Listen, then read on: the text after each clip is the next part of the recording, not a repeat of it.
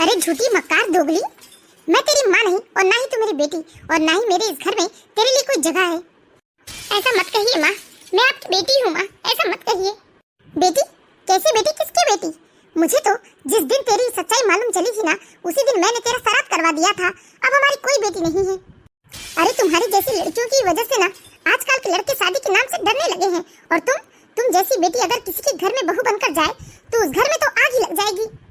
और मैं कहती हूँ, अगर तुझे इतनी ही आग लगी पड़ी थी तो तूने शादी से पहले क्यों नहीं बताया हमें? हम नहीं करते तेरी शादी उस घर में। तूने एक बार भी नहीं बताया हमें कि तेरे मन में क्या चल रहा है, तू क्या करना चाहती है। नहीं माँ, मेरी बात सुनने समझने की कोशिश तो कीजिए। गौरव ने मुझ पर झूठे इल्जाम लगाया है, लांछन लगाया है उसने मेरे ऊपर। मुझ पर लांछन लगाकर मुझे धक्के मारकर गौरव ने घर से निकाल दिया है माँ। आप गौरव की सच्चाई नहीं जानती, वो बहुत ही दोगला इंसान है, दो चेहरे हैं माँ उसके।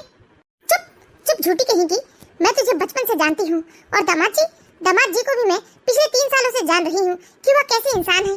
नहीं माँ नहीं, मेरा यकीन करो, मैं आपकी बेटी हूँ, मैं आपका खून हूँ, मेरी बात पर यकीन करो, उस गौरव की बात पर यकीन मत करो।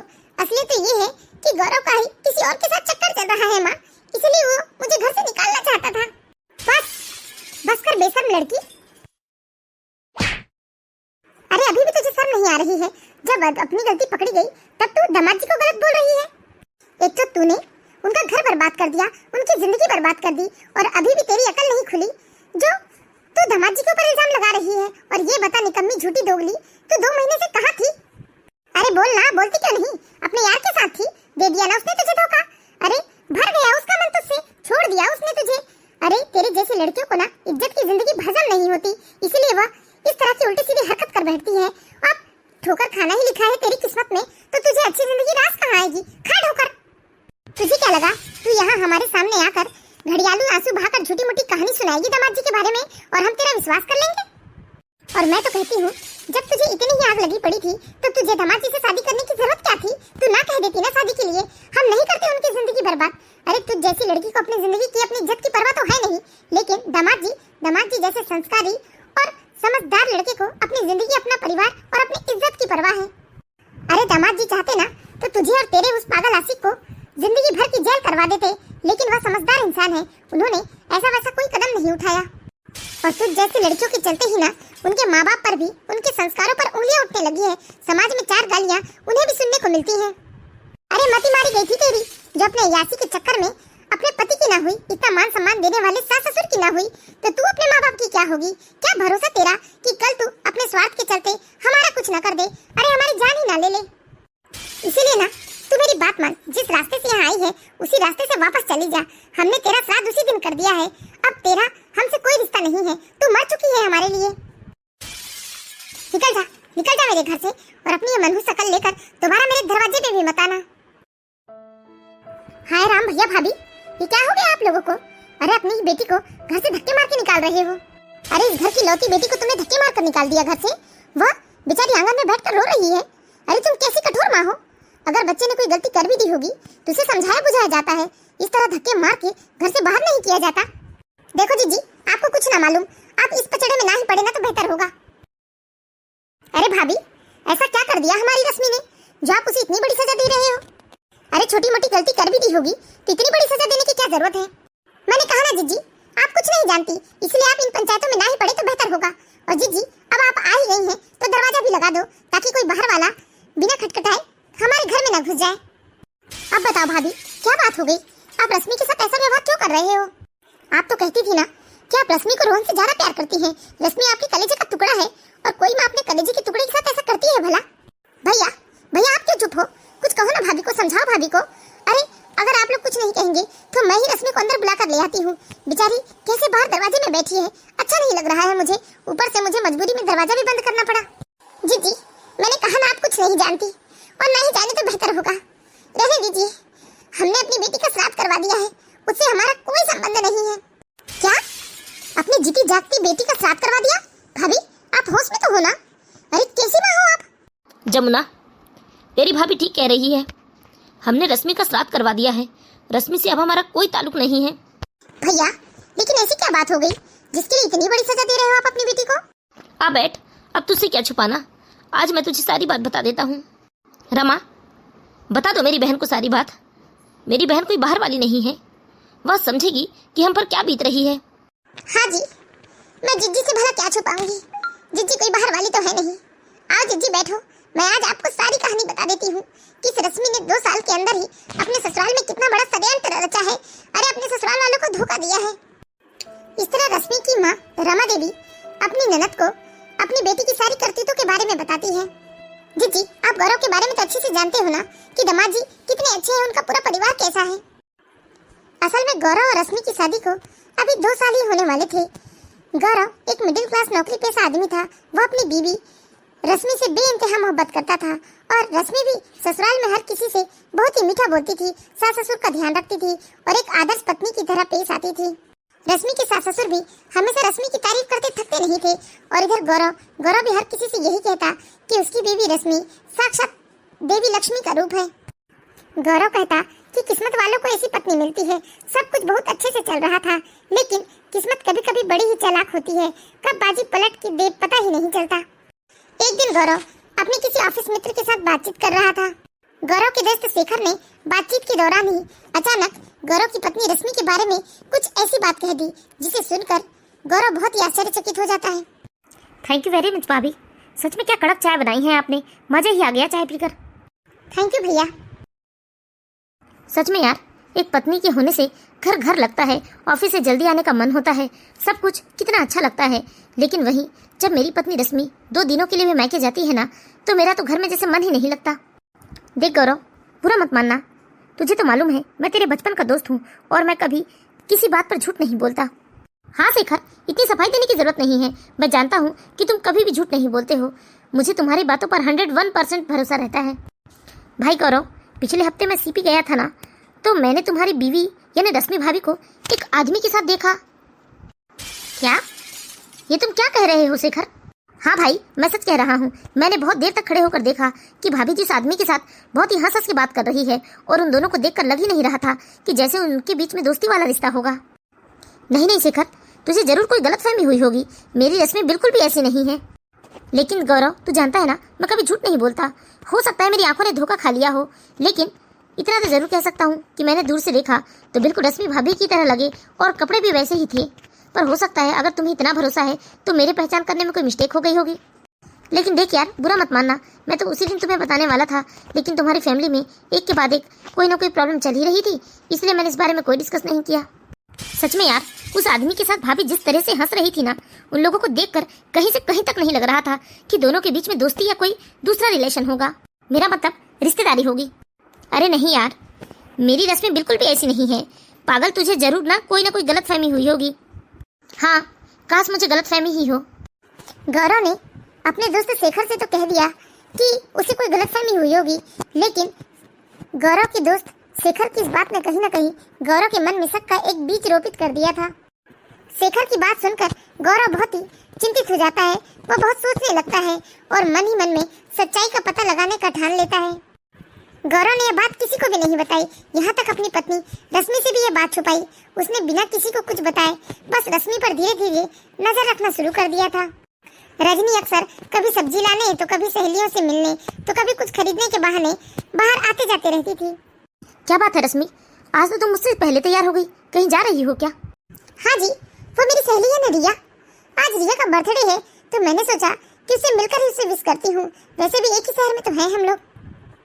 हाँ ठीक ही तो कह रही हो, एक ही शहर में तो रहते हैं, जाओ जाकर विश कर दो तुम उसे। तुम चाहो तो मैं तुम्हें छोड़ दूं? नहीं, आप परेशान मत होइए, मैं चली जाऊंगी। वैसे भी आपको तो ऑफिस का कितना सारा काम रहता है, आप तो पूरे टाइम बिजी रहते हैं, थोड़ा समय तो आपको अपने लिए मिलता है। अच्छा ठीक है। नाश्ता कर लेना, मैंने डाइनिंग टेबल पर रख दिया है। ठीक है। गौरव इस बारे में किसी से कुछ नहीं कहता और वह अपनी पत्नी से एक दूरी बनाकर पीछे पीछे जाने लगा, लेकिन लगातार कुछ दिनों तक वह अपनी पत्नी का पीछा करते रहा। जब कुछ नहीं मिला तो गौरव को जैसे सांस में सांस आई थी। आज वह अपने दोस्त से मिलकर उसे सारी बात बताने वाला था कि उसने जिसे देखा था वह उसकी पत्नी नहीं थी, बल्कि उसकी पत्नी तो बहुत ही अच्छी है।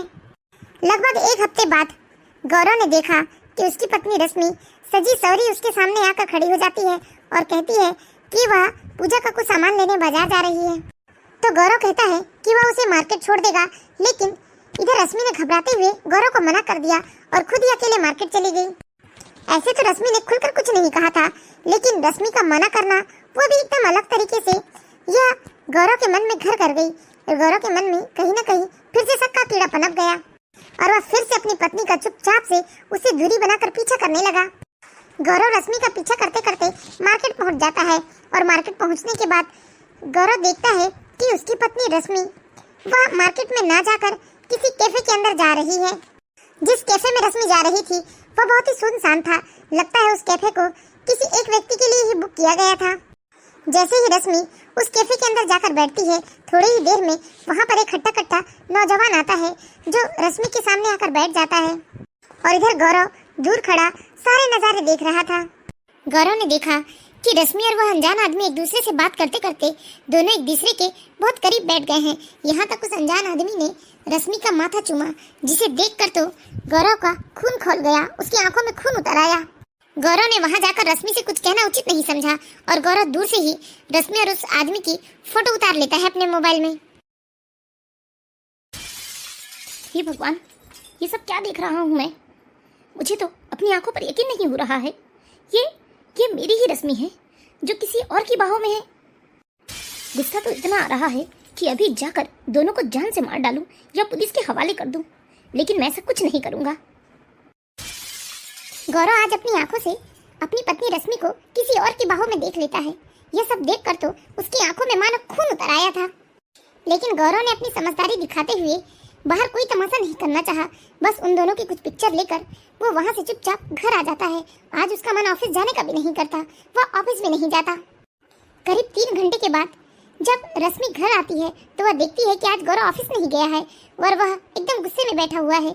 उसे देखकर रश्मि बहुत ही बनावटी चेहरा बनाते हुए बड़ी ही मासूमियत से गौरव से सवाल करती है, अरे ये क्या, गौरव जी ऑफिस नहीं गए हैं?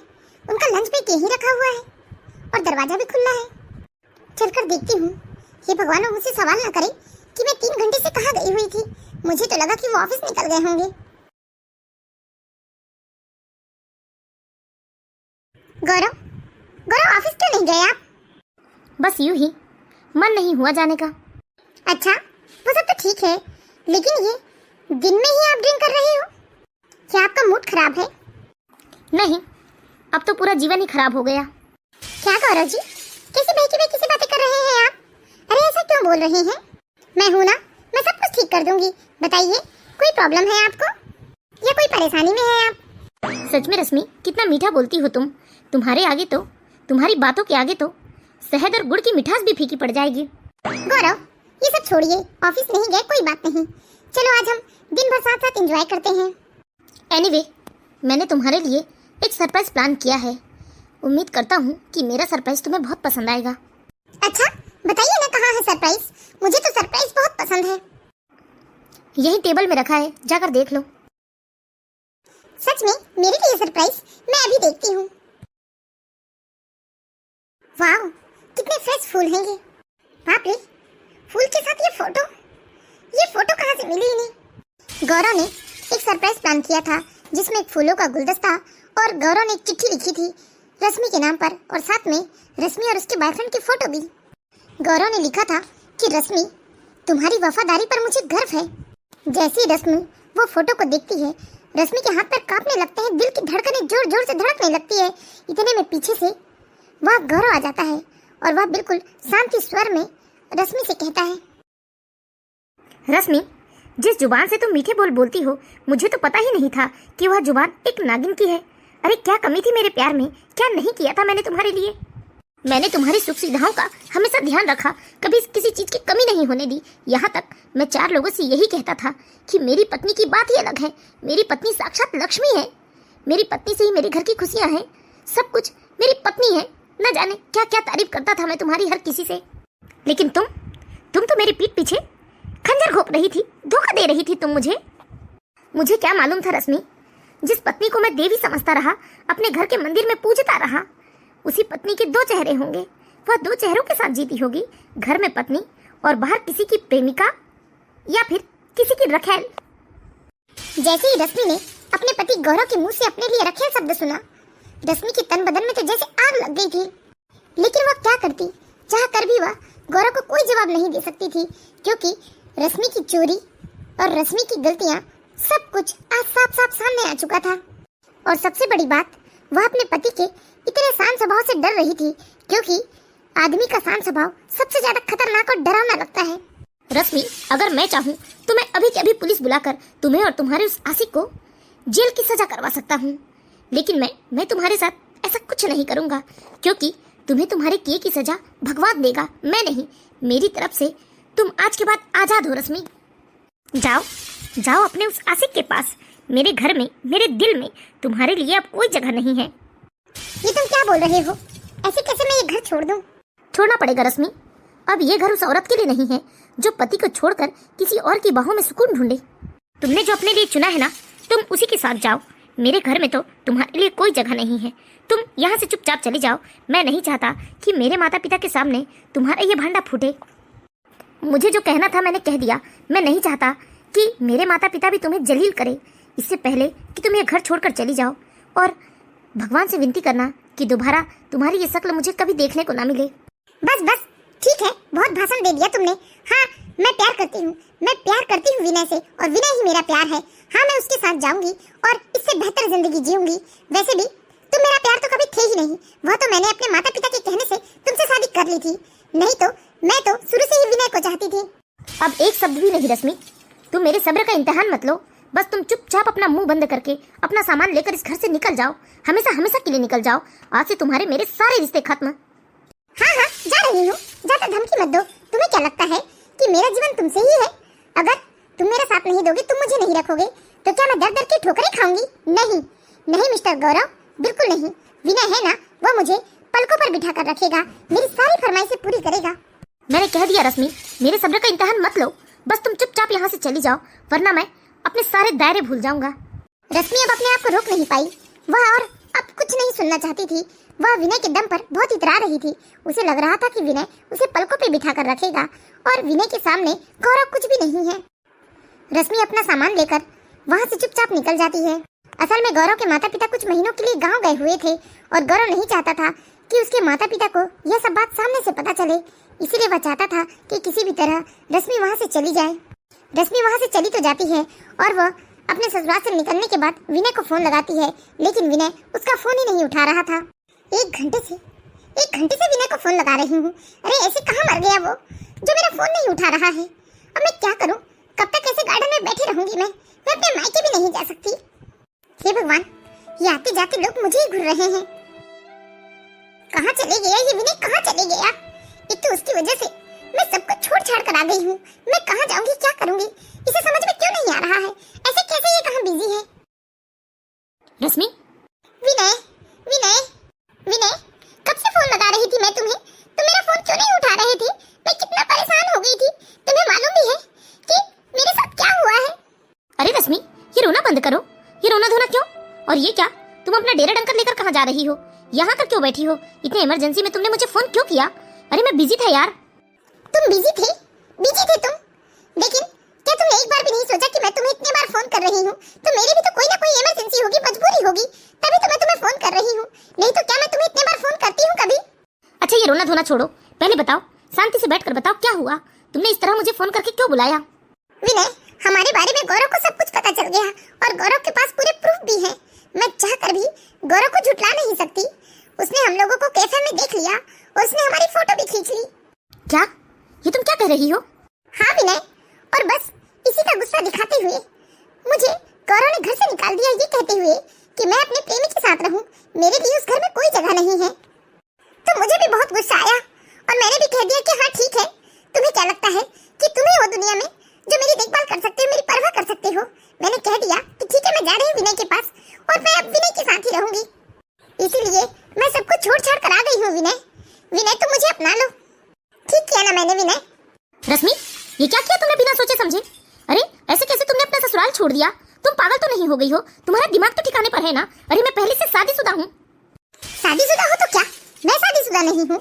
और वैसे भी जब हम दोनों एक दूसरे के बारे में जानते थे कि हम शादीशुदा हैं, उसके बाद भी एक दूसरे से इश्क लड़ा रहे थे, तब तो हम लोगों ने नहीं सोचा कि हम शादीशुदा हैं। और जब अब मेरी गृहस्थी में आग लग चुकी है, तो तुम अपनी गृहस्थी की दुहाई दे रहे हो मुझे? मैं कुछ नहीं जानती, तुम मुझे अपना लो। रश्मि, तुम्हारा दिमाग तो ठीक है। मेरे घर में मेरे माता पिता है, मेरी पत्नी है, और यहाँ तक मेरी 2.5 साल की बच्ची भी है। मैं कुछ नहीं जानती, बच्ची है तो क्या करूं? तुमने पहले क्यों नहीं सोचा ये सब? मैंने भी तो अपनी गृहस्थी सब कुछ छोड़ छाड़ कर आ गई हूं ना, सिर्फ तुम्हारे भरोसे। और तुम ही तो कहा करते थे ना कि तुम अपनी पत्नी से प्यार नहीं करते, तो दे दो तुम अपनी पत्नी को तलाक और कर लो मुझसे शादी। जब तक मैं कैसे भी एडजस्ट कर लूंगी। नहीं नहीं रश्मि, मैं अपनी पत्नी को तलाक नहीं दे सकता। मानता हूँ कि हम दोनों की शादी एक दूसरे की मर्जी से नहीं हुई थी, लेकिन साथ रहते रहते तो जानवरों से भी प्रेम हो जाता है। फिर तो वो एक इंसान है और वह मेरे बच्चे की माँ भी है।